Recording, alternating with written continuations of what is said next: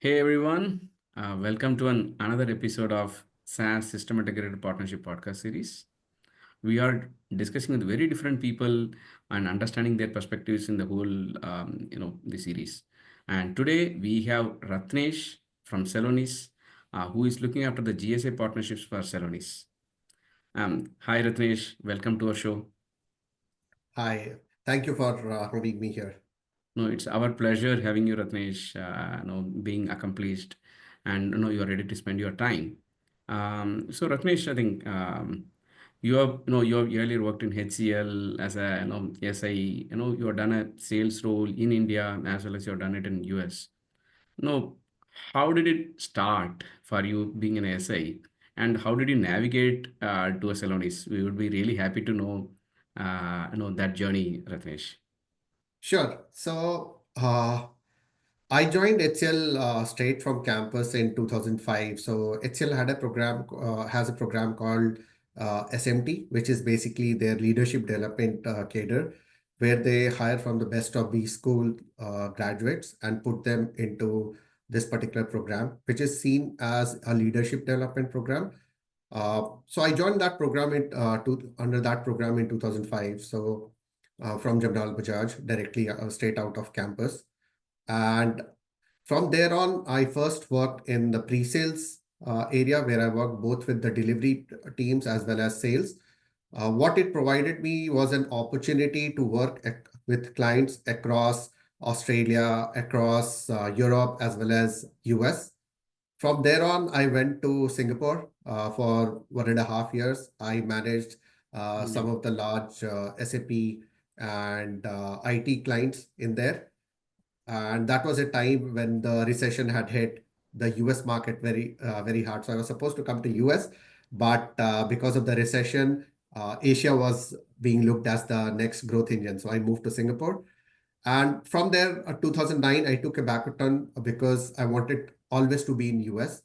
And luckily for me, HCL offered me a leadership role at that point in time. So I became the youngest leader in HCL Wow. to manage pre-sales and sales support team for the engineering services. So I built the team from ground up. I had my own team members of around 18, 20 people working across pre-sales, across sales support, business analytics, inside sales, etc. So I hired people, I groomed them into various roles, and then finally, after 2 years, I moved to Bay Area to manage some of the high-tech accounts. Nice. By that time, HCL had reorganized itself into pure play engineering. I mean, that unit was carved out, and we had a complete integrated sales, delivery, etc. in engineering, and we called it ERS1. And then I moved from there to Bay Area, and I managed some of the large high-tech accounts. And thereafter, I got opportunity to manage Fortune 100 accounts both in Bay Area and later on in New York. So I'm now based out of New Jersey.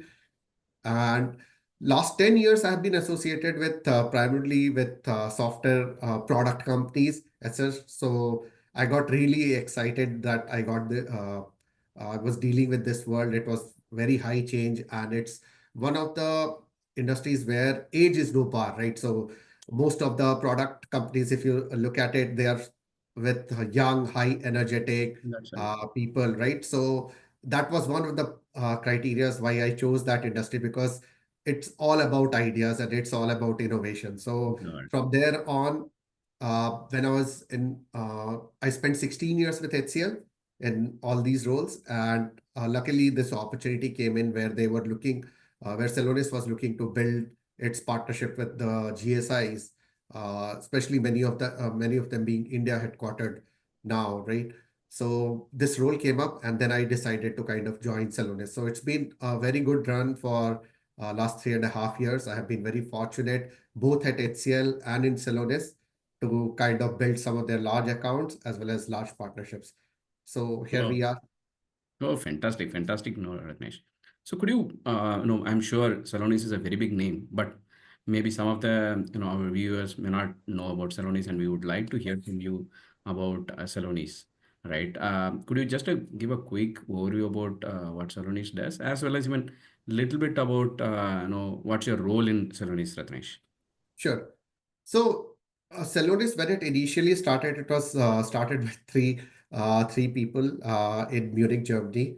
So we had Alex Basti and Martin Klenk. Three of them kind of came together to build this company. And process mining was an area that fascinated them. So Celonis really pioneered this process mining technology. And over the evolution of the company over the last 11, 12 years, it graduated to execution management, and now it is very well positioned and it's leading the market in process intelligence. So Celonis has now become uh, is becoming a platform for process intelligence, and the single biggest agenda that we drive is to reduce corporate inefficiencies. So if you look at any of the processes, each of those processes, because of the way the IT architecture and the technical landscape has evolved, right? All of the large companies have different ERP systems, different homegrown systems, and they don't talk to each other properly. So there are a lot of gaps, and what happens is that those gaps lead to inefficiencies. So Celonis basically helps us in finding the inefficiencies on those processes. It helps us in framing those inefficiencies in terms of business KPIs, so that you can see what ROIs you can get. And then it helps us in fixing some of those efficiencies through our own action flows and products that we have. So in a nutshell, our product works across all industries because processes are everywhere. So it's an exciting place to be. Got it, Ratnesh. I think my other question was, what's your role in Celonis as a head Sure. of DSI earlier? So I'm part of the ecosystem team at Celonis, and where there is a team which is focused on building and growing our GSI and BPO partners. So I personally lead some of the large GSI and BPO partners globally. So everything right from uh, selling to let's say platform integrations to marketing to governance, everything related to that particular partner rolls up to me. So it's very akin to, let's say, a client partner role in any of the GSI companies. So people use client partner, we use global partner director. Got it, Ratnesh. Got it. Fantastic. So, even all our questions, what is going to be there, need not be very specific to the Celonis, right? Because you're, apart from, a senior person in Celonis, I'm sure you have a ringside view of the whole tech ecosystem. So the most of the questions will be on the broader view rather than specific there, right? Probably one more personal question before we go into this one. So earlier being an SI, right, and now being the product, whether it really helps you, or because you always dealt with the products earlier, you might have some cribbings or you might have some plus points. Now, how do you see that other way around, Ratnesh? I think it for my particular role, it was very, very helpful. Primarily because the way I see myself is more like a subject matter expert on GSIs, because I Okay. dealt with lived that life, right? So think For about 16 years. for ISVs, right, who want to work with these GSIs, right? They don't understand the complexity or the business or their business model, etc. Right? So I consider myself more like a subject matter expert on the GSI side of things, right, which I'm translating to the ISV world. So that Hmm. way, it's much easier for them to understand how a GSI operates and to fit into that overall ecosystem, because GSIs have so many partners, right? So they need people who understand their world and can help bridge that gap between a GSI on one hand and the ISVs on the other. Got it, Ratnesh. Got it. Sure. So, you are handling GSIs for, I think you will be handling few GSIs. So, how did you, I think, again, it may not be only specific to Celonis. So, if someone wants to start that as a GSS practice, how would they really go about, like, what kind of metrics they can go after, or like, from the very beginning of identifying, which GSI will work out. Probably we can start from there. How a company can really find out, how can I identify a GSI which is relevant for them? Yeah, that's a good question. So I would suggest that any startup, and it varies, right? So at what scale are we talking about, right? So most of the larger players, they already have a certain set of partners, right? So if you look at any of the enterprise ones, so I would assume your question is more targeted oriented or targeted towards ISVs or SaaS startups which are now in their infancy, right? So they haven't figured out how to work with Right. GSI and how they want to go about it. Got Did it. I get that right? Yes, yes. But when I say infancy, I think even we also had earlier experiences, right? We say GSI as an animal may not be fit for a very early stage company, considering the size, complexity, and the kind of requirement which will come.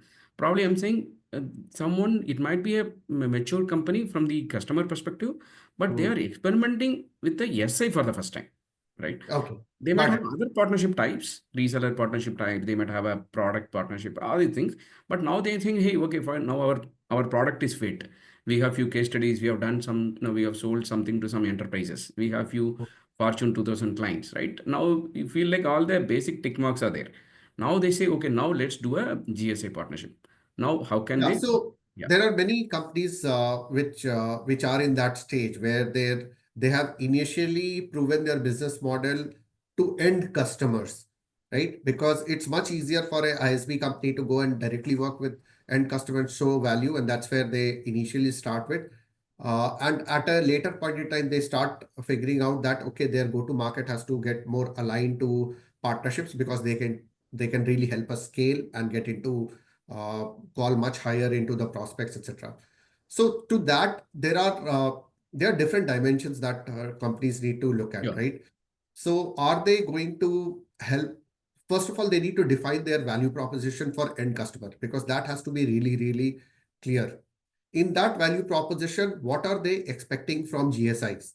Right? So typically, most of these ISV customers or SaaS startups, they want to use GSIs as a way to get into new clients, right? They want more client acquisition. They want more cross-sell and upsell. They also want innovation to happen, which means they want to become part of the platform. Now, different uh, ISVs or startups, right? Are not everybody is amenable to all kinds of platforms. So some of the products or technologies you will see are very well aligned for platform integration because all of these GSIs have also a lot of products, right? And the ISVs can complement those products in terms of making it more strategic. It can lead to faster time to market, or it can help plug in a white space, or it can help differentiate their product in the market per se. So that's one dimension to look at, right? Can they get into a platform within a GSI, right? And then every time the GSI makes a sale, they get a piece out of it, right? And the benefit for GSI is it is fundamentally making their platform more robust. So that's one kind of partnership. The other kind of partnership would be which can be door opener partnerships, right? So a lot of GSIs have built inherent strength into a particular industry or a domain area, right? Now, what happens is if there are ISVs which help them in terms of diversifying into other verticals, right? That could be an opportunity for both ISV as well as GSI to partner. So let's say got it. if I'm very strong in BFSI, but I'm not so strong in a telecom or a manufacturing or a call center, right? Then there are ISVs which are coming in where both can partner and go into that market. The third could be complementing the strength of the GSI itself, right? So within an industry, a GSI is trying to take a dominant position, but obviously there are white spaces where they don't have solutions. So some of these ISVs can help within the established industry. So you have play in both new verticals where you can get into, right? You have a play where new geographies you can get into because you might be very strong, let's say in US or Europe market, right? But you are not so strong in APAC. Whereas a GSI is strong in APAC, right? And it's also looking for new partners, right? So that it can expand its footprint. So there are synergies in from a geography standpoint, technology standpoint, market standpoint, vertical standpoint, domain standpoint. Now, one of the things that ISVs have to remember is when you partner with GSIs have a slightly broader view of partners. Because if you look at GSIs, right, last 20 years, the number of GSIs, especially the India headquartered ones, they have remained relatively familiar names, right? So you will Mm. look at the Not much names, of change. they were there 20 years earlier, they are there today, right? Right. Whereas list of product companies keep on changing because Right. technology evolves, right? It's a Got natural it. phenomenon. Interesting. Okay. Now, for GSIs, it's always a risk to bet on a new product. Okay. It's a very big risk, right? Because they are putting out their name. So think Right. about a GSI who's working with a CIO and doing a transformation project. If they have to bring in a new product into their ecosystem, right? Right. Right? They will be wary of just directly taking an unproven technology. So Got the it. faster way would be to look at few accounts where you can show success. It could be small, it could be big. It takes a little bit of time. But once the GSI is convinced that yes, this is a technology, it has worked for two or three clients, and it can really help me explode it in 20 other accounts, right? Mhm. They are willing to bet, but they need that proof, right? That, okay, this thing really works and it's not going to put me at an adverse risk. It won't spoil my name. So that's Understood. one. The second is from an ISV standpoint, it could be, Sorry, Ratnesh. Sorry to interfere, because what you said is very, very important. But I would like to ask one question, right? Have you come across any what is a case study or any example where not so great, no well-known name, but they solved two, three accounts, they solved it, and then really, really went big. Because I'm interviewing so many people, even I'm looking at the data. Whenever I look at partnership of any company, everyone says that AWS, Microsoft, yeah. GCP. So that actually, I was coming to that part, right? So what happens is we need to look at what level of GSIs are we talking about, right? So GSIs could be 5 billion and above company. GSIs could be between 5 and 1 billion, or it could be bit less than 1 billion Then dollar companies, RSIs. right? RSIs. Okay. So, and so each of these GSIs have different needs because their scale changes, right? Scale determines where they put in their sales effort, right? For a smaller sub $1 billion GSI, a $10 million or $20 million deal is a big deal. But Mm. for a 15 or $18 billion company, right? Right. That $10-20 million deal is not Mm. too big for them, right? They are really interested in 100, 200, $500 million deals. So Right. typically, that's one part, right? The size of business. The second is the opportunity out there. So if you look at the hyperscalers, why they come up, right? Because the market itself is $1 trillion, Mm. right? So they want to be relevant in a cloud market or a digital Mhm. market or a cyber security market. The size of the market is in trillions or high billions, right? Triple digit $1 billion. So there you can form corporate partnerships because the market is big, right? They also realize They it. The can cater to more. They can hyperscalers cater. realize it. They have to put bandwidth behind it, right? Because always remember that for GSI, it's also an opportunity cost, right? Okay. And I don't, if I am a GSI, I don't have bandwidth to put same amount of resources with four, four large companies. It's just Right. not possible, right? So I would put resources in my best ideas, right? Right. Where I singularly can drive more revenues, can have greater market share, can have more margins for my Got it. business. So that's why you will see hyperscalers fall into a different category altogether. So most of the companies that you will talk to, you will see hyperscalers as being a different category, as well as some of the large enterprise players, the traditional enterprise players like SAP, Oracle, all of those world, right? Salesforce, uh, ServiceNow, maybe. But then when it comes to the long tail, right? There, the question that these companies have to ask is at what level are they relevant? Are they relevant at a corporate level, which means all of these GSIs have multiple service lines, right? Are they relevant for multiple service line? Are they relevant for a particular unit? Okay. For example, if you are doing, you are a contact center ISV, right? Yeah. Obviously, your play is very related to BPO, BPS, BPM kind of game, right? You cannot get into an IT or a consulting business, Got it. right? So by Right. default, you will never reach a corporate partnership level because BPO will be like 10, 15%, 20% of the business, unless you are talking about companies who are pure play BPO or BPM, BPS providers, Right. Right. right? Then you have divisions. Let's say you take a security division, right? Cyber security or a digital. So some of the companies, right, then their play becomes more oriented towards security space, Okay. right? So they will not be relevant for the other players. Similarly, if Okay. it is domain related play. So the ISVs need to understand what is the play at which they want to go into. Are they corporate play? Are they a vertical play? Are they a service line play? Right? Okay. And it's fine because you don't need to be in corporate partnership. Remember, because it requires resources from ISV end as well. It is not free of cost, right? So if a GSI puts in 100 people team, right, and the ISV is not geared up to provide that kind of support in terms of training, in terms of enablement, in terms of field reach, in terms of marketing, in terms of innovation, right, Right. the relationship will falter very quickly. So Got you it. need to decide how much resource can you allocate.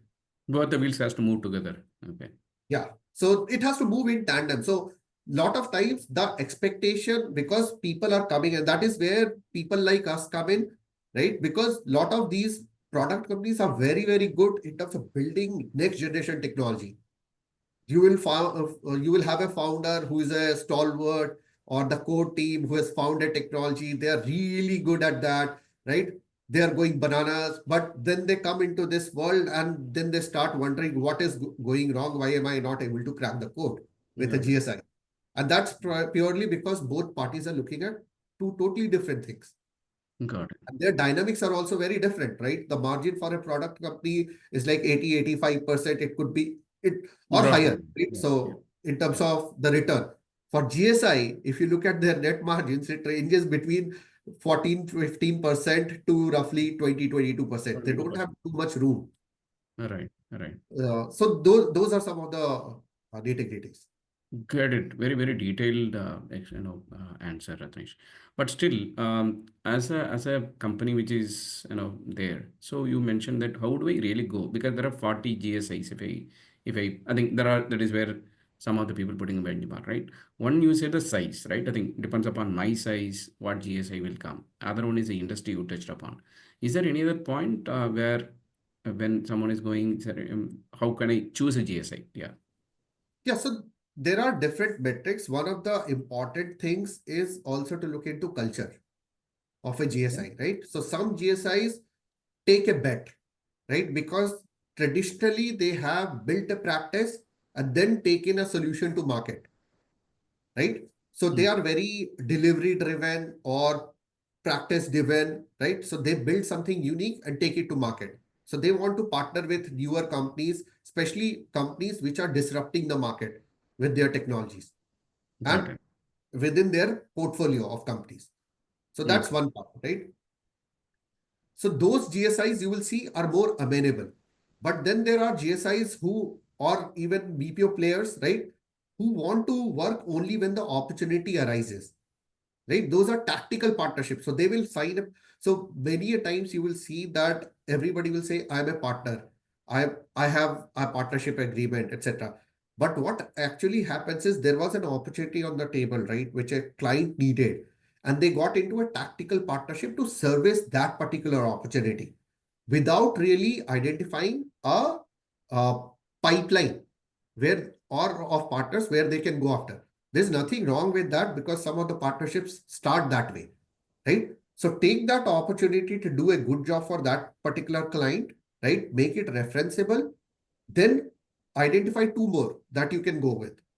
So typically you will see that if people who are taking this approach, right, they take some of these partnerships do take first 1 to 2 years to mature because you get into a particular account, you convert it into a reference, right? People start realizing the value, you get into two, three more. Got it. And then after second year, it just flies because they have Okay. tested you. They know that your technology works. You're not putting them at risk. And by that time, the other important part is because of the success, there is mind share within the GSI, right? Got So it. let's say you did it for a critical account, uh, right? So within when they do reviews, etc., right? Delivery reviews, they think that okay, product is going on well, we are getting the right support from the partners, client is really happy, and you have done 1, 2, 3 projects, Okay. right? For 3 customers. Then what happens is if the delivery guys or practice guys say that, hey, we have done three, I think we have seven more clients where we can go now, Mm, right? And mm. I need investment. There is much higher mind share because the trust has been established. Got it. Understood. And there are other dimensions as well. I mean, we can't Got it. get into everything, but that's broadly it These for are a the oh, smaller partner. fantastic, fantastic. Ratnesh. Probably shifting the gears, right? Especially when you manage multiple partners, right? One of the thing comes is partner conflict, right? Yes. Whether it is from the accounts or this one. So, what kind of conflicts you have faced, and how did you manage that, Ratnesh? Yeah, so that's a good question. So what happens for personally for me, what I did was I have always tried to keep take different tier of partners, Okay. right? And fortunately for me, because Celonis plays into three or four different worlds. So we work Okay. with consulting companies, we Okay. work with tax and audit firms, we work with GSIs, we work with BPOs, right? Okay. And in a GSI, because our product is applicable to consulting unit, it's applicable to, let's say, IT, SAP Oracle unit, or a BPO unit, right? Fortunately for me, my partners each have a different pivot point or uh, unit which is backing it. Some, Got it. it's not that other units are not working, but primarily the lead is taken by one particular unit. And it's true for most of the companies because they don't want to replicate the same thing with three different units, right? So one of the Okay. unit will take a lead in doing Right. something. So for Right. my partners, there are different units that have taken the lead. Sure. Now, the one of the best things that you can do in, especially if you're working with competing players and they fall into your territory, is to define swim lanes. Okay. The swim lanes is basically creating a unique positioning for your partner so that when your sales team thinks about it or your end customers think about it, your partners are seen in a particular light, and it's aligned to partner's vision as well. So it's not like you are force fitting the GSI or your partner into that swim lane. That swim lane is crafted jointly in discussion with your partner because they would have an idea about what they want to do with your product, right? So you sit with them and define what is the area that they want to get into, right? And you put bandwidth behind it. The second thing what happens is even if they have done it for a, let's say, same vertical, right? Because most of the players play, GSI players play in every vertical, there could be regional focus, Okay. right? So some people are more clued into, let's say, Australia, New Zealand, or APAC market. Some are more clued into Middle East. Some are more clued into US and Europe, Okay. right? So you can also create differentiation in the markets and how you approach there. Okay. So those are some of the things you can do, right? So you can decide on the swim lane, you can decide on which unit you are working with, you can decide on which geography you want to go after. And one of the critical things that I for success is sales, delivery, practice, solutioning. Are they all in sync? So most Okay. of the companies, the GSIs, it's a really difficult task. For hyperscalers, it happens because they get reviewed by CEO. So everybody falls in line, right? So Okay. everybody is in sync. But for smaller companies, my suggestion to them would be make sure that whoever is your champion, Okay. right? He is integrated with the field team because that's how your product goes in front of end customer. Also, that your delivery and solutioning team is also on par because otherwise field knows about it, but Okay. the solutioning team doesn't know about it. They will not be able to defend it, Got right? it. If delivery team is not able to do it, even though sales signs a deal, you will do a horrible job in terms of execution. So it's Got very important to ensure that stack, right, is very well aligned and very well oiled. it. Okay. So is So it more a it's a complex job. training? It's not that easy that it as it seems because everybody has a very different priority. So So is you it really more need a a strong champion. training onboarding is a process, Ratnesh? It's not onboarding is a one time, but otherwise it's a regular training different stakeholders in the organization? Is it the way to handle, or how do It's you a address? continuous exercise. It's a continuous exercise because what happens is for most of the products, their product roadmap will keep on getting upgraded. Especially for these fast-growing SaaS companies, the world is changing so fast, right? Okay. That everybody is bringing new products, new services, doing some acquisition, right, to expand their footprint. So what happens is you have to be constantly talking to your stakeholders and make sure that they understand the language, they understand uh, the the lingo that is being used, and they are in sync. Otherwise, what happen? The same thing problem happens, right? Either delivery is building something which sales is not taking to market, or sales is selling something which delivery is not able to deliver, right? Got it. So you have to make sure that every project that you do, idea should be, can I turn it into a reference customer? Okay. So Okay. that's how the you will see, because what will happen after a point in time is that if you do it consistently, right, Okay. market will soon start realizing that these guys are really good in this particular product or vertical or this type of project. Makes sense. Then Okay. the RFPs will land up in your travel on your table. But it's it takes a lot of work, and that is why you need a strong champion person who is able to navigate it internally, because priorities will keep on changing in a GSI. Got it. Got it.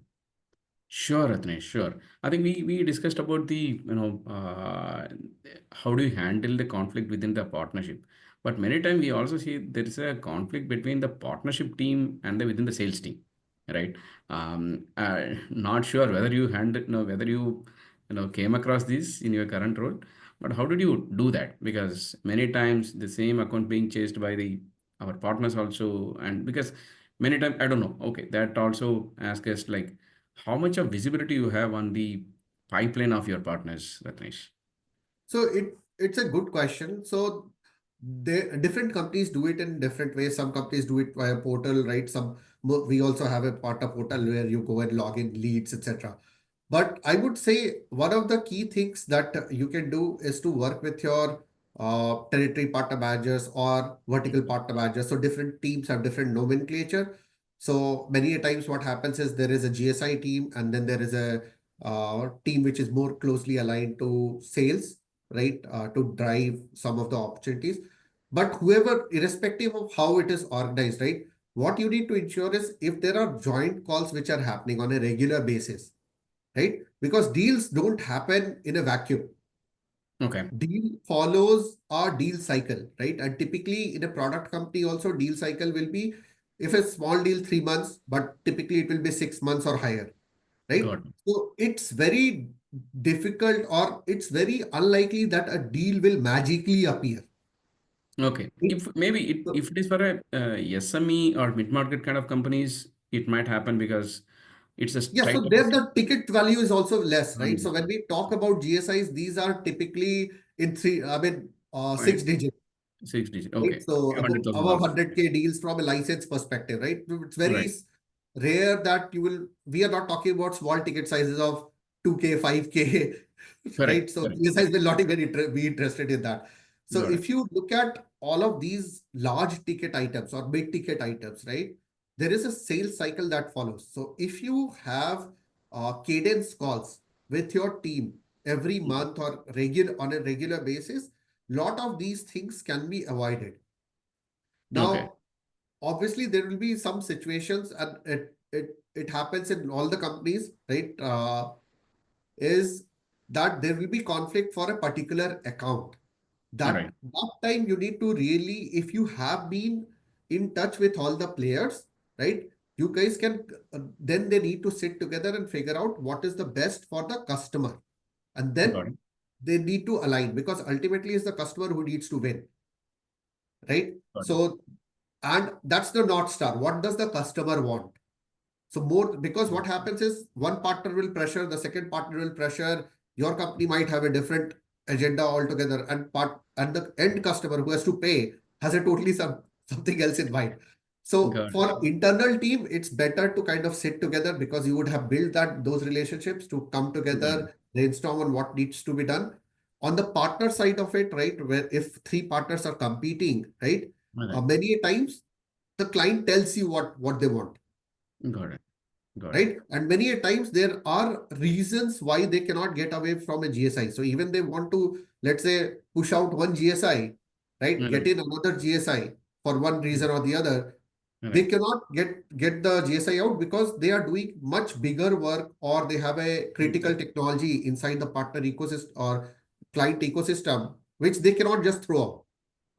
So there Right. are uh, practical aspects that need to be taken into account. So those things will always be there. I don't think there is a one size fits all approach that we can take that if we do this, there won't be any conflict. I think the conflict will always be there.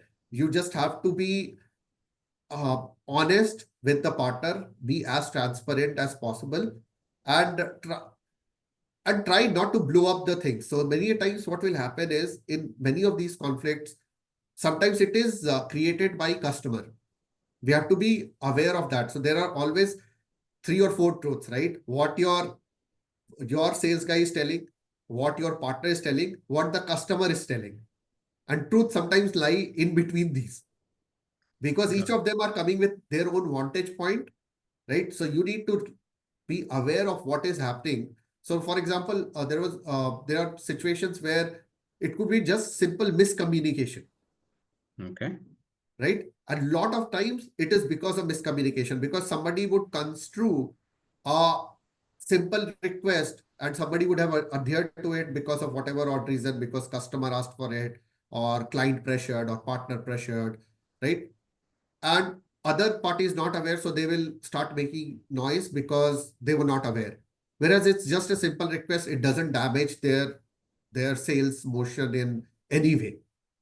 So the best approach is to sit and talk, I would say, and you will be able to find a solution. Sure, Ratnesh. Sure, sure. As a partnership, I think when we regularly talk to various partnership professionals, again, the one other thing which they also say is, with respect to the resources or with respect to so on, they get a slightly different treatment than the direct sales, right?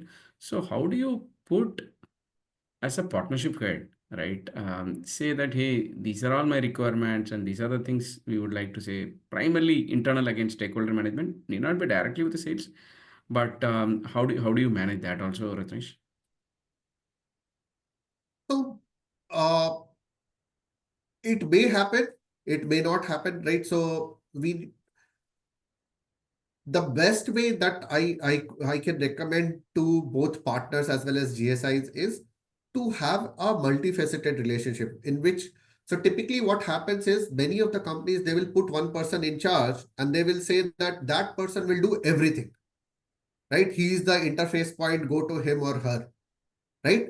And if that person's role changes or if he's handling multiple things, right, he may not focus on the aspect and that translates to the larger team, right? So one of the best practices that the team can follow is to make sure that the counterparts know each other.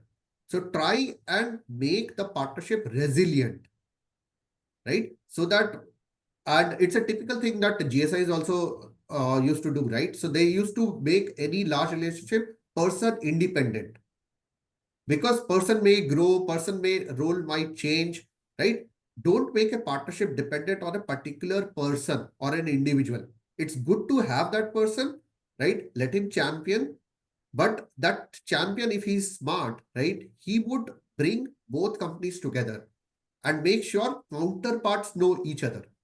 So tomorrow, if something goes wrong or if somebody is not getting support, there are three more people who are willing to support. There are two more aspects to it. One is also making sure your partnership is visible up and down the organization. And it's the role of the champion. So in this case, it is, for example, it's my role to ensure that my seniors as well as my broader, larger ecosystem is aware about what my partner does, what are their needs, and I'm getting them prepped early. Don't go with last minute requests because they have their own work. So try and plan it out, but bring them closer.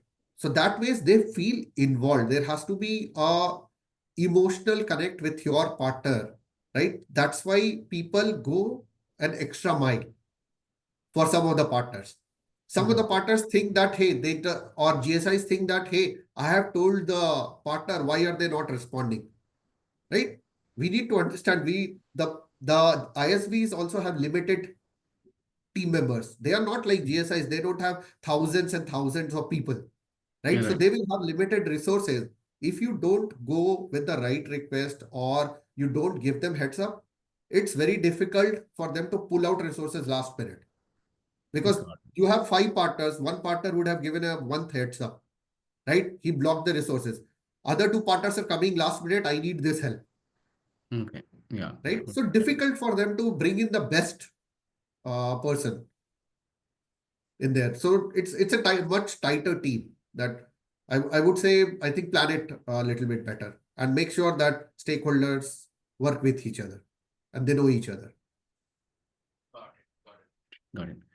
Sure. So once you sign a GSI agreement and things are started moving slowly, you committed X number of resources, they also get. But even then, take like a TCS which is having, I don't know whether it is crossed beyond 700,000 people or it is maybe 650,000 people or no, right?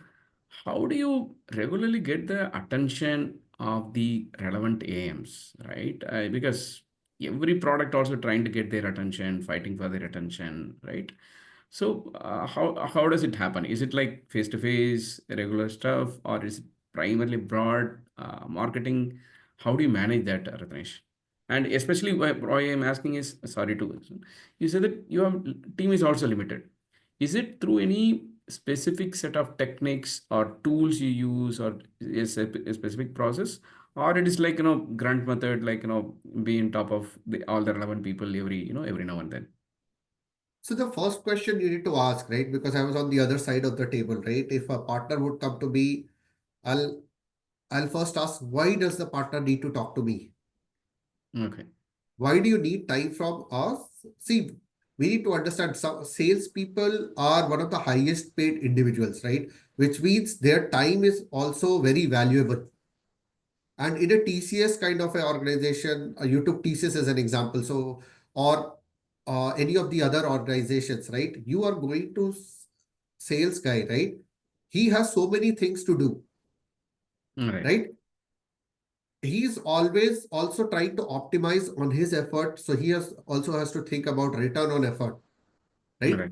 Second, your value proposition. If your product is a CXO product, Okay. which helps a sales guy, right? In terms of engaging a CXO, get into much larger deals, right? And that product has been vetted by your delivery. You have a value proposition which you want to explain to sales guy. I think they will hear you out. But if it is like a generic call, hey, let's exchange information about an account, right?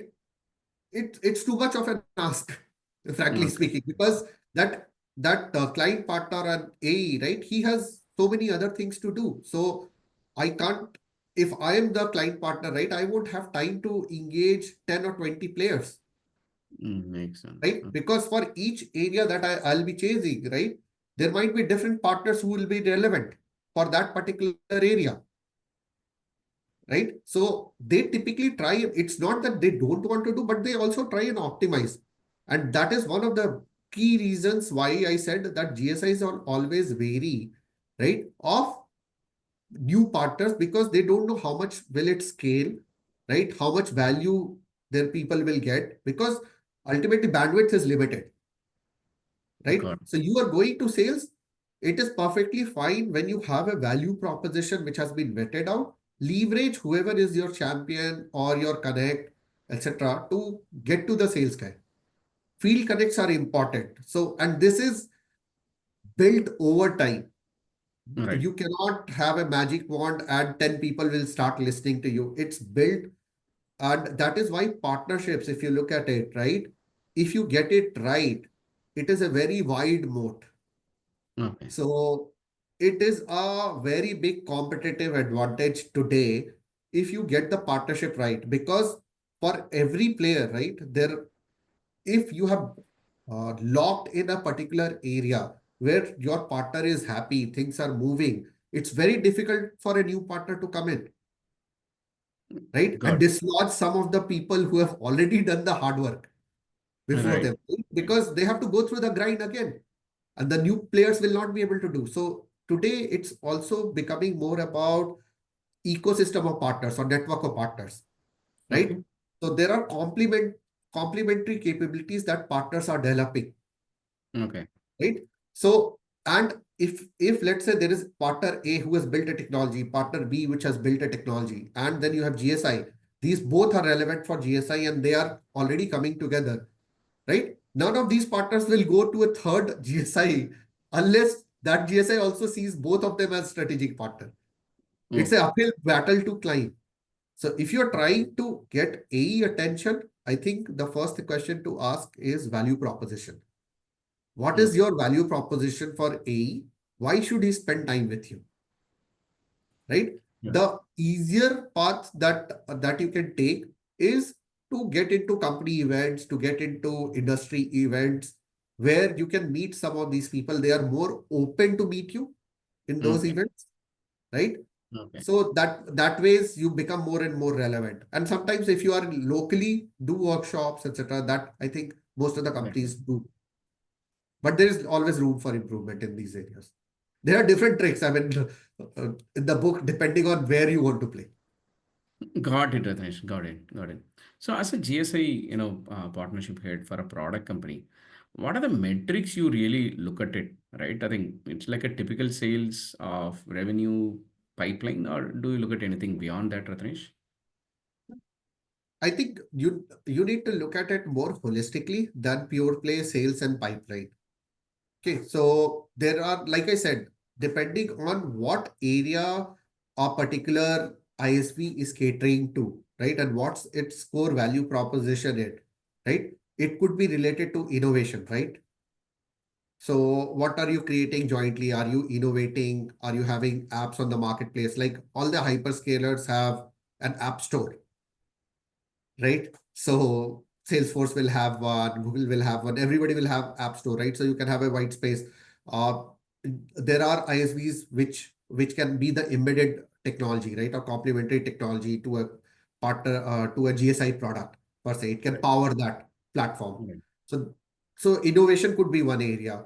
The second area is obviously business. So any partnership thrives on business value, right? So if you are able to get services revenue, get them into new accounts, get them into new geographies, that's a second ladder of it. The Okay. third ladder could be how are you delivering value to the customer, right? How happy are the Okay. customers by using that particular technology, right? So the delivery part becomes another thread. The fourth could be competitive dynamics, right? So many a times you will see a lot of partners do it because they want to be seen as a cutting edge, right? So they Okay. might not do anything with the partnership per se, but they are very happy to sign a partnership agreement, get your logo into their stack, primarily because they are trying to position themselves as the cutting edge, Okay. right? Which means Okay. they want to have partnership with all the cutting edge product companies out there, right? Got it. How you leverage that, it's a different ball game, right? So then you need to have, then there is competitive part, right? Are you trying to take away of the competition? Because depending on what kind of play you are making with that partner, you can block competition. Okay. Got it. So there are these elements, right? So innovation, sales, delivery, competition, getting into new markets. Okay. So those So, those are the elements I would say.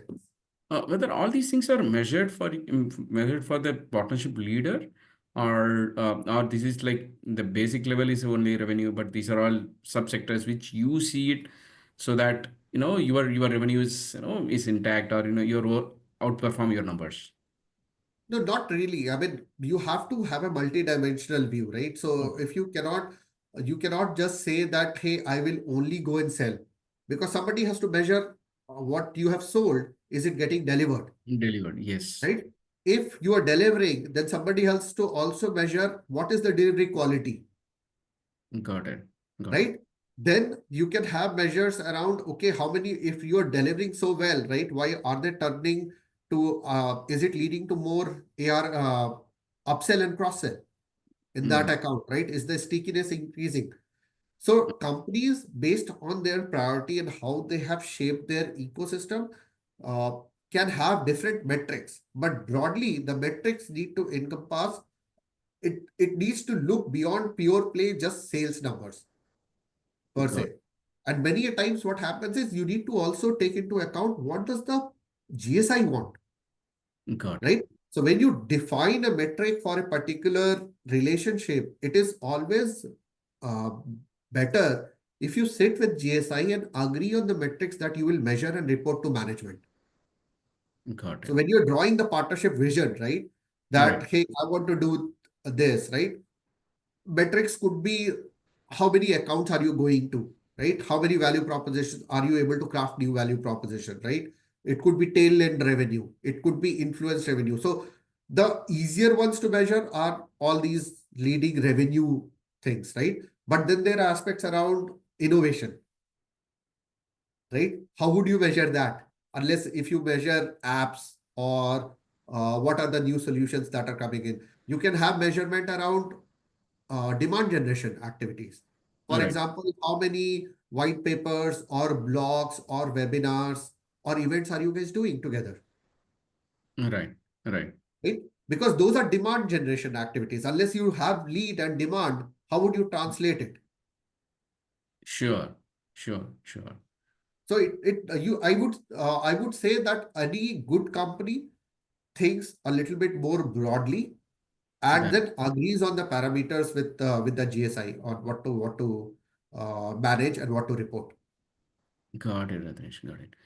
Another interesting point you mentioned is like, the especially the SaaS companies are fast changing, right? So when it comes to these kind of fast changing, especially, the AI, whether it is a feature, and thanks to the feature and the product positioning, even the market, what you are looking at, or the customer personas, what you are looking at, might also change. If not, maybe for a mature company, may not change drastically, but even it will change. For a sales team to change, it might be far easier, right? Because they are dealing with a dedicated set of list of leads. But for a partnership, it may be a little, long effort, right?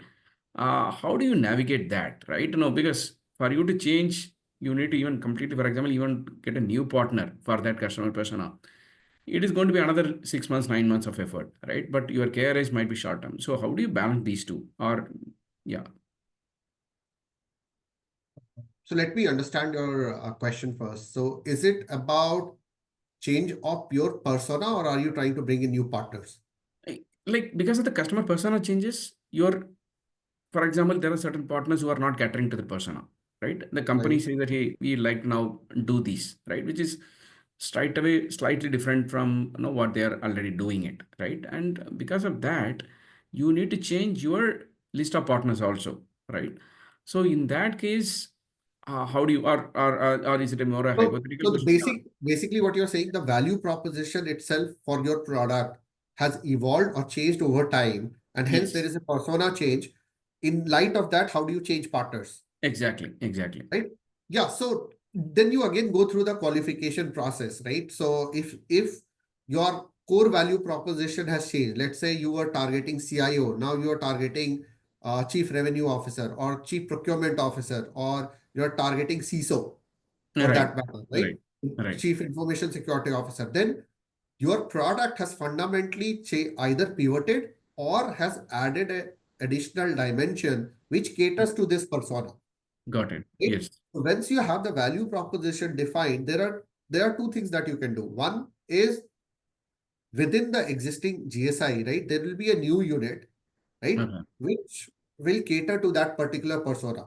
So you can slowly start going into that unit. And typically what happens is, depending on how the GSI is structured, teams might be able to just navigate and they might just give you a reference that, hey, for this particular information security aspect, I think we have a security team that you can work with, right? And typically you will see large companies, right? Typically a good example would be IBM, for example. Okay. IBM had so many products, Okay. right? So it works in digital, it works in security, it works in tech, cloud, any area, Right. right? Right. Infrastructure services, BI, HR, right? Right. And they have to work across all the board, right? Okay. So you can go into that particular area and build the partnership. So then it's for the client partner director to start engaging in that unit and nurture it as you go along, right?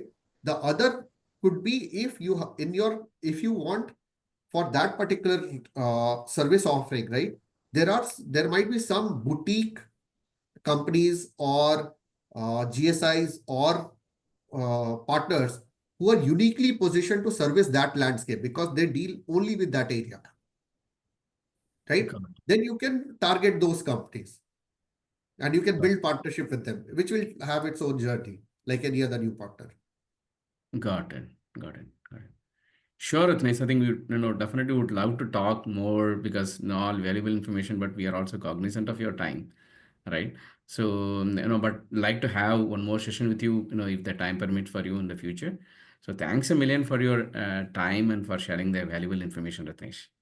Thank you. Thank you so much.